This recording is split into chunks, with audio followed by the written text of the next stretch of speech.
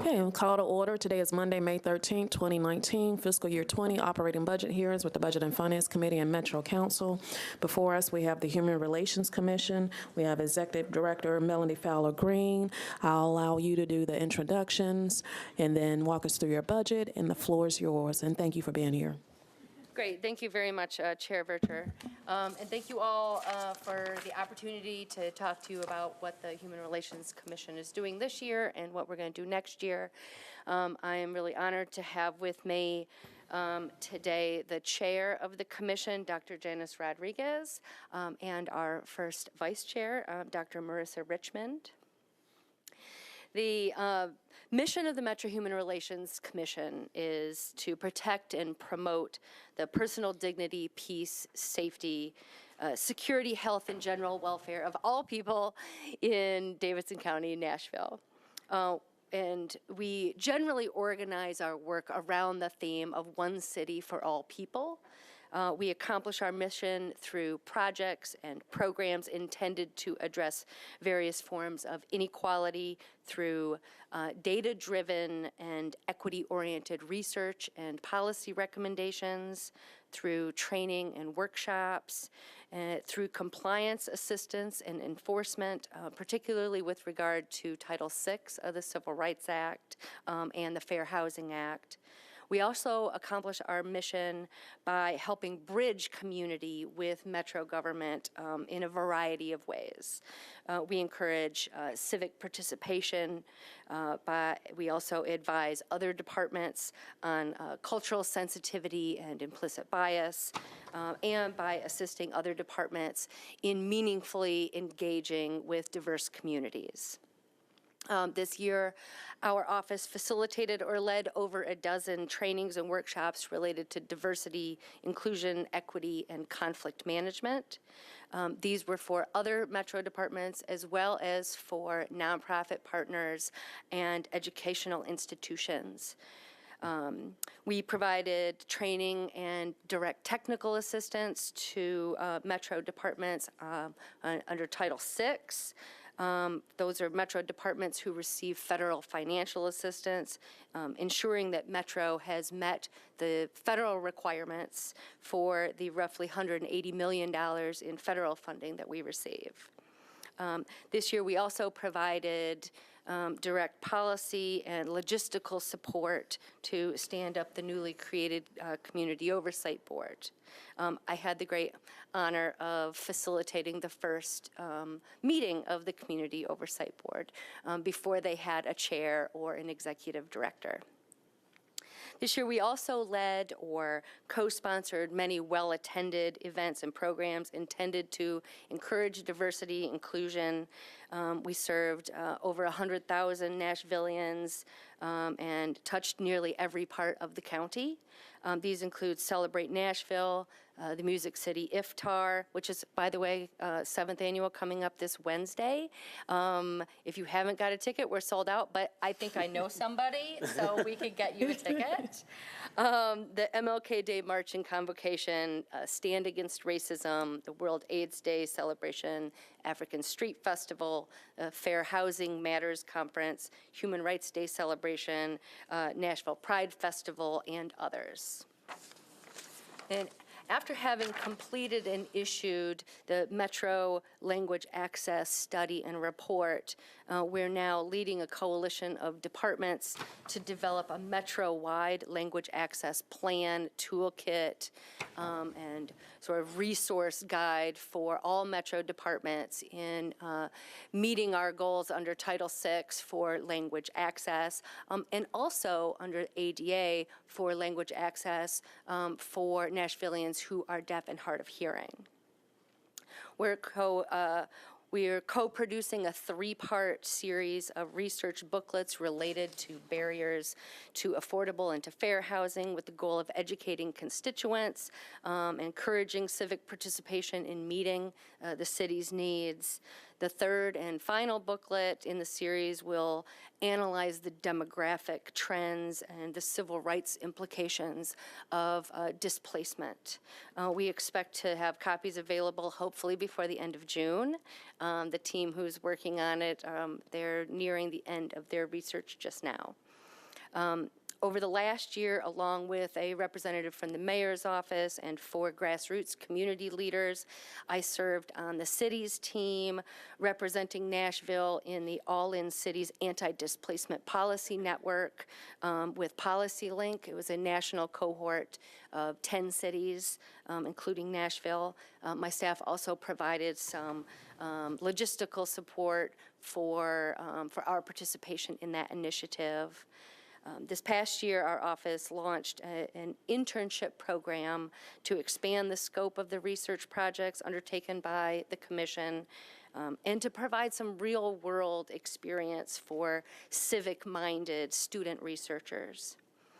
Our office provided conciliation services in at least 6 discrimination or Title VI complaints or other conflicts, both in and outside of Metro government, helping to avoid expensive or protracted adversarial proceedings. And finally, this year, our staff and our commissions and many of our commissioners serve on boards and steering committees across the city where our missions overlap. These include the Tennessee Fair Housing Council, a voice for the reduction of poverty, the Tennessee Diversity Consortium, the YWCA, Advocates for Women and Kids Equality, the Nashville Coalition Against Domestic Violence, the Area Chambers Report Card Committee, among several others. This coming year, we're going to continue to provide trainings and workshops. We're hoping to expand the offerings. And that will also include our mobile diversity seminar that we do in collaboration with the Police Academy. We'll also continue to assist in planning and execution of our most successful and popular events, and working with the Mayor's Office, General Services, Human Resources. We are updating and expanding our Title VI and ADA training and compliance. We're working toward creating more accessible and relevant Title VI training and to provide technical assistance to all Metro departments in implementing a more robust language access plan.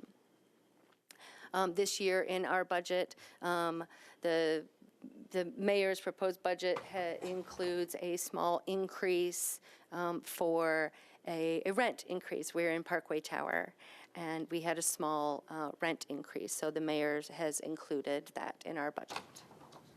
I'm happy to take questions. If you have questions of our chair or our vice chair, I know that they are also happy to provide their experience. But thank you very much. Before I recognize committee members and council members, Melody, I just want to publicly thank you for the effort that you did in delivering the poverty report. And I know many of us, particularly on the minority caucus, when we're championing and advocating for certain issues, sometimes it may seem like it's anecdotal evidence, but with your report, you provided us the data. And with that data, it allowed us to champion and bring some of our colleagues on board for particular efforts that we champion for right here in this chamber.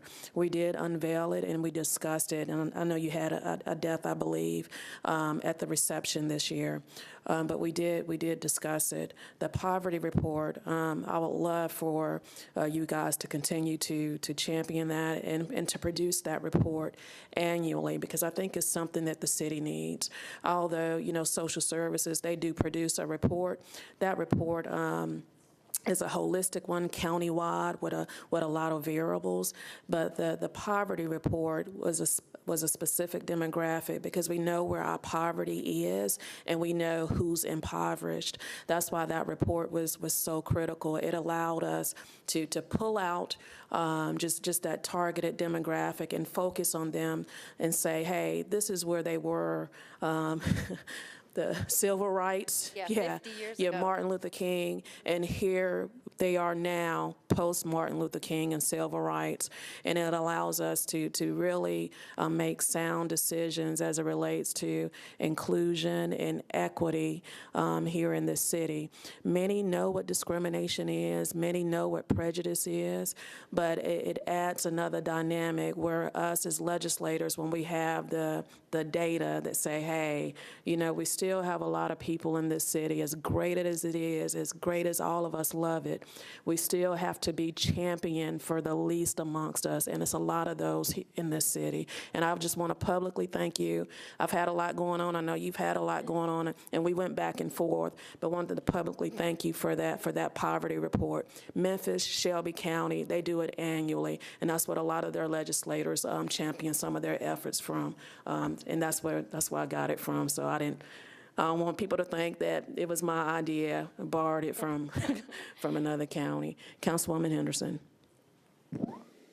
Thank you, Chair Vercher. Director Fowler-Green, thank you for all your efforts. I appreciated that you mentioned that you were working with some interns, some students who had a particular academic interest or research. And could you share with us, because you all do a lot of work with a staff of 4, and so I think I'm always interested to see how we can work with so many universities in Nashville and afford great opportunities for young people who might think about public service to have a meaningful internship where they really feel like they're doing something that is of benefit to them professionally, but also it's of a caliber that it benefits you as a department. So could you maybe just speak to that, how many interns you have had in the year, or, I would assume they're kind of project-based probably, and just speak to that a little bit. Thank you.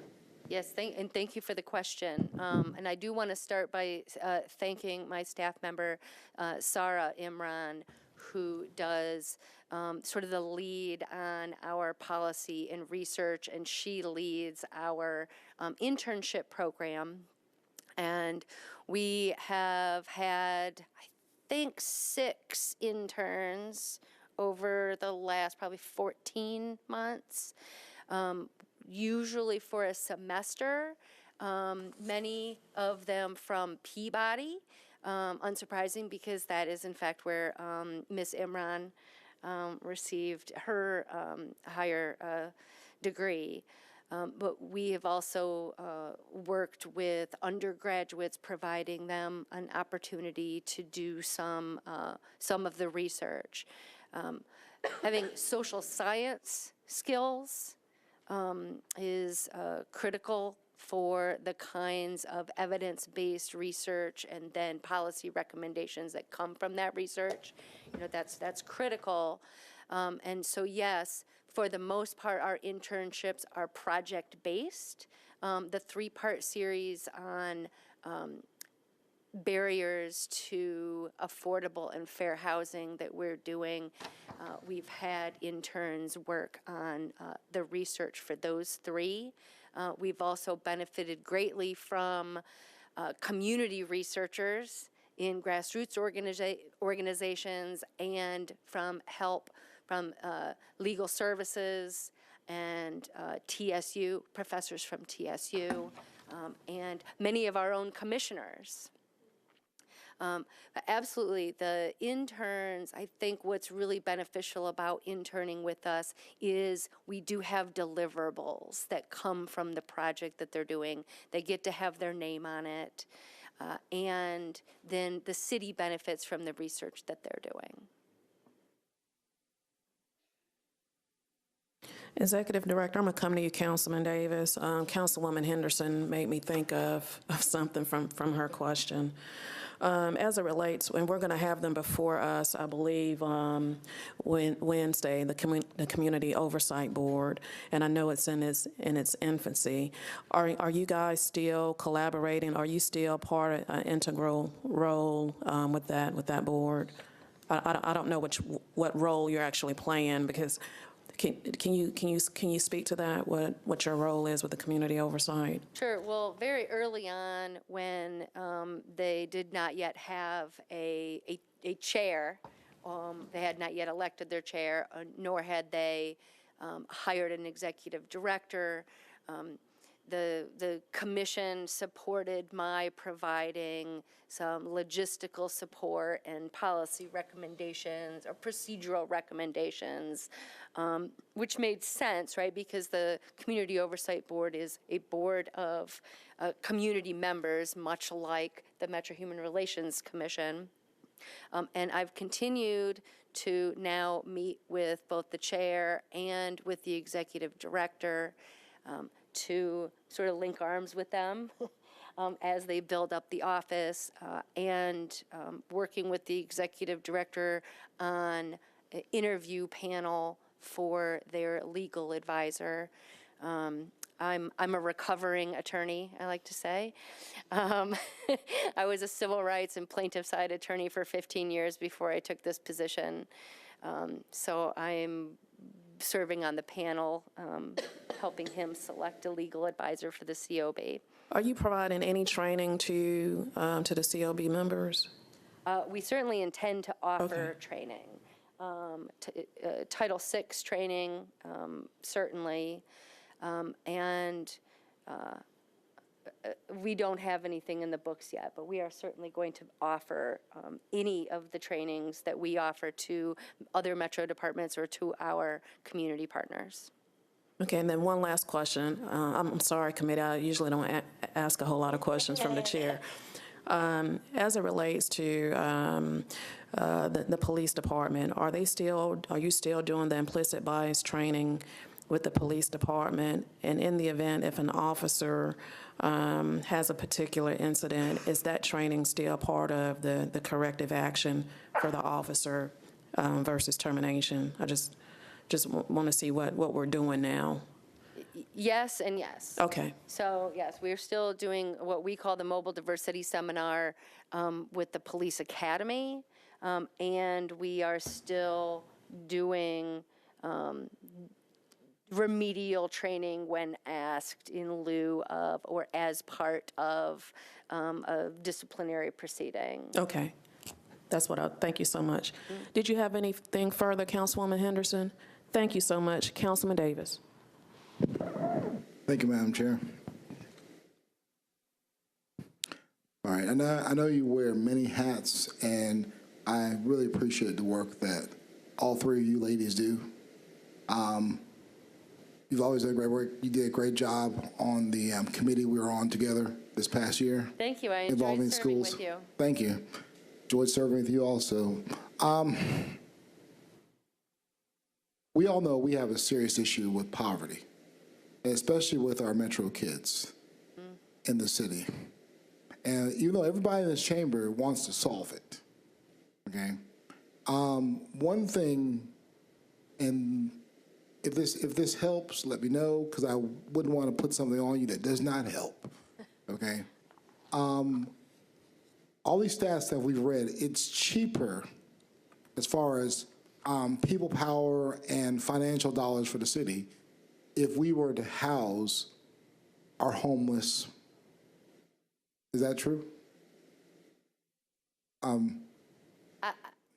don't readily have the data available. I will say that unquestionably the lack of affordable housing and transitional housing, and particularly for the unhoused, is a problem that is going to require government Metro assistance to solve. Gotcha. And one of the things, too, is we've all talked about not concentrating poverty in certain areas. For example, I know we like to concentrate it in the past in South Nashville, North, and other areas, but maybe spreading it out, you know, and putting a little here, a little there. Because when somebody is homeless or in transition, they tend to use the emergency room more because they don't have a place to live. And it's a lot harder, you know, and God, I'm fortunate never to have experienced it before, but talking to homeless and talking to people who've been homeless and people that are couch surfing, and it tends, they spend more money. Like there was a lady last week, that has a job, but she's spending $600 a week for a hotel. You know, which is crazy. And where I'm going with this, and like certain areas, like if we have a building, like a metro school, maybe and I'll just say it, I'm a Hillwood graduate, so I'm putting my school out there a little bit and not speaking for those council people because they're not here. But we're seeing what we're going to do with that and those buildings, and not even looking at that school, but maybe looking at areas of town where traditionally have been more affluent and maybe wrap around some services and some affordable housing out those areas so we're not constantly dumping on North and South Nashville like we have been in the past. Yeah, I think there are really great opportunities for wraparound services in metro schools and other government offices, right? If we close these buildings at 4:30, right, buildings that we have significant capital investment in, those buildings can be used to offer other wraparound services. And there are other creative ideas too. And yeah, I would be happy to share with you some of the ideas from other cities that we learned through Policy Links, the anti-displacement initiative. But just like, dealing with, I know one of the services that a lot of us here take for granted, like a laundromat and like, a clean shower. I know some cities, and I know we've provided that in the past to some of our most needed citizens here. But like using my alma mater, like a Hillwood High School, for services like that we already own the building. It's just sitting there. We can get, and Tide has done this before. And just like, they've done this for students at my daughter's school, NSA. After a disaster, they pull up the laundry truck and they help everybody out. And just using those services, things to kind of help with those battles that you're dealing with. Yeah, absolutely. Mobile showers and mobile laundry is a solution that other cities have employed. And those are good opportunities for public-private partnerships too, particularly with the nonprofits in town who advocate and serve Nashvillians who are unhoused. No problem. Thank you very much, Director. Mm-hmm. Thank you, Councilman Davis. Executive Director, thank you so much. And for your staff and everything that you do, your commissioners, and that concludes your budget hearing. Great, thank you.